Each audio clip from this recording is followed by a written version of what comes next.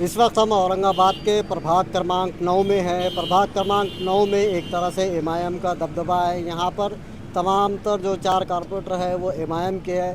मतीन पटेल का ये ऑफ़िस है, कारपोरेटर मतीन पटेल का ये ऑफ़िस है।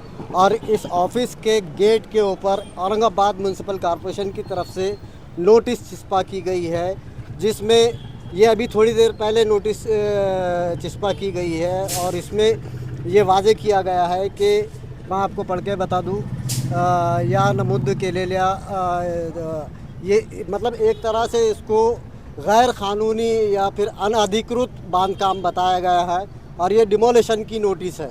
तो आप देख सकते हैं कि ये मतीन पटेल के इस ऑफ़िस में यहाँ पर वसीम अरीज़ वो है, ये उनका ऑफ़िस है।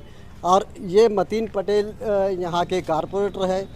इनके ऊपर इल्ज़ाम ये है कि इन्होंने टीसीएस मामले की जो मुल्ज़िमा है निदा खान, उनको पनाह दी थी। ये इल्ज़ाम है, अभी कुछ साबित नहीं हुआ है। एफआईआर में मतीन पटेल को अक्यूज़ बनाया गया है। इस सिलसिले में एमआईएम के सुप्रीमो असद अवैसी से जब बात की गई तो उनका भी कहना था कि मतीन पटेल अपनी क़ानूनी लड़ाई ख़ुद लड़ेंगे, वो उसके लिए अहल है और वो उसको फेस करेंगे। और ये इल्ज़ाम है अभी। लेकिन आप देख रहे हैं कि जिस तरह से नोटिस लगाया गया और इस ऑफ़िस को मुनहदम करने का ये नोटिस है, तो यानी ये समझ में आ रहा है अब कि कोई मामला, किसी भी मामले का फ़ैसला होने से पहले, अदालत में जुर्म साबित होने से पहले मुल्ज़िम के ख़िलाफ़ कार्रवाई की जा रही है, एडमिनिस्ट्रेशन की तरफ से कार्रवाई की जा रही है। जबकि अगर हम बीएनएस या फिर दस्तूर हिंद का मामला देखें तो कोई भी मुल्ज़िम या आरोपी उस वक्त तक मासूम कहलाता है जब तक कि उसका जुर्म साबित ना हो जाए। अभी ये अपनी असल पोजीशन में है, लेकिन ये अपनी असल पोजीशन में कब तक बरकरार रहेगा ये कहना दुश्वार है। दस्तूरी एतबार से तो जब तक कि फ़ैसला नहीं होता, मुल्ज़िम का जुर्म साबित नहीं होता, वो जुर्म मुजरिम नहीं कहलाता, उस वक्त तक के कोई ऐसी कार्रवाई नहीं होना चाहिए। लेकिन ऐसा लगता है कि औरंगाबाद का एडमिनिस्ट्रेशन बहुत ही जल्दबाजी में है। इसके क्या असरात पड़ेंगे, इसके क्या नताइज निकलेंगे, ये कहना दुश्वार है। लेकिन होना ये चाहिए कि क़ानून की पासदारी होना चाहिए, इंसाफ का बोलबाला होना चाहिए। लेकिन इस मामले में एडमिनिस्ट्रेशन की मनमानी होती नज़र आ रही है। अब ये भी हो सकता है कि मतीन पटेल पे ये इल्ज़ाम है कि उन्होंने निदा खान को पनाह दी थी।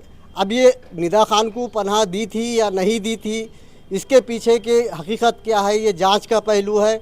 वो जांच में सामने आएगा, वो मुल्ज़िम है या मुजरिम है ये अदालत तय करेंगी।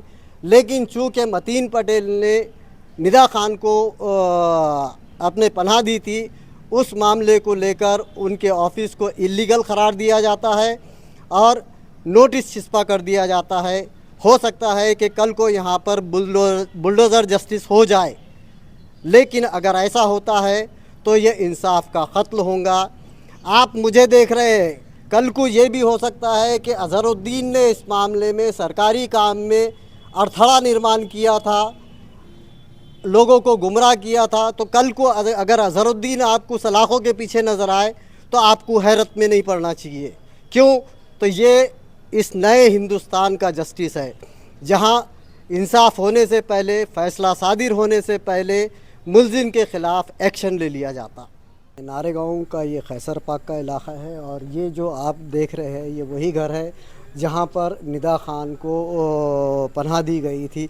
यहाँ पर म्यूनसिपल कॉरपोरेशन की तरफ से एक नोटिस चिपका किया गया है। इस नोटिस में मतीन पटेल का भी नाम है और हनीफ़ ख़ान, यूसुफ़ ख़ान, उसके अलावा जो 2 नंबर के है सैयद सरवर, सैयद अफसर नाम है। और इस नोटिस में ये कहा गया है कि ये इल्लीगल कंस्ट्रक्शन है, इसका जो तामीरी काम है वो गैर क़ानूनी है और इस ताल्लुक़ से इनको वजाहत करनी है कि 3 दिन का वक्त दिया गया है इनको, और 3 दिन में अगर ये जवाब नहीं देते हैं तो इसको इल्लीगल कंस्ट्रक्शन कहकर है तो बुलडोज़ कर दिया जाएगा। ये बाज़ाब्ता औरंगाबाद म्यूनसिपल कॉरपोरेशन का जो अतिक्रमण दस्ता है उसकी तरफ से ये नोटिस लगाई गई है।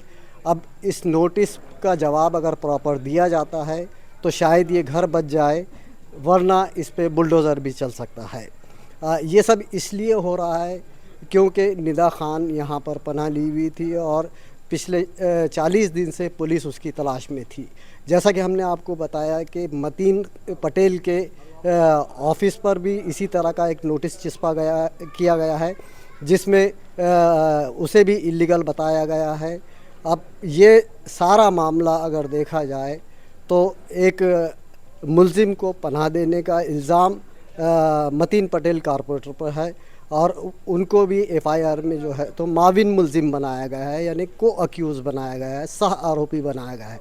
अभी इस मामले में असद अवैसी ने कहा है कि वो जो कारपोरेटर है, जो एमआईएम के कारपोरेटर है, वो अपना मामला जो है तो अदालत से लड़ेंगे, कानूनी लड़ाई वो लड़ेंगे।